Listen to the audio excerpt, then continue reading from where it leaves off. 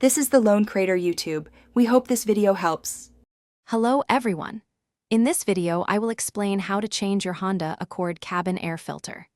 This is a straightforward process that most owners can complete in about 5 to 15 minutes, requiring no special tools. Replacing this filter regularly is crucial for maintaining clean air inside your car and protecting your heating and air conditioning system. You will primarily need a new cabin air filter, and optionally, some gloves and a small flashlight for better visibility. Let's get started. To begin, open your glove box and make sure it is completely empty. Next, look for the small dampener arm, usually located on the right side, and carefully detach it from its peg. With the dampener arm released, gently push in on both the left and right sides of the glove box. This action will release the built-in stops, allowing the entire glove box assembly to swing down and out of your way, giving you clear access to the filter housing behind it. Now that the glove box is lowered, you will see a rectangular plastic cover for the cabin air filter housing. Pinch the clips on either side of this cover and pull it off.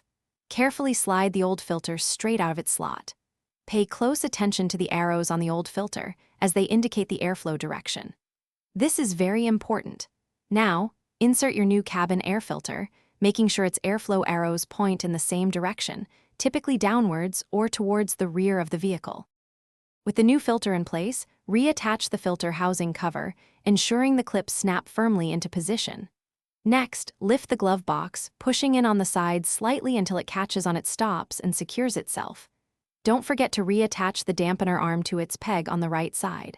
Finally, close your glove box. You have successfully replaced your cabin air filter. This simple maintenance provides cleaner air, reduces allergens, and helps your heating and cooling system run more efficiently. Thanks for watching. Consider subscribing if we helped you.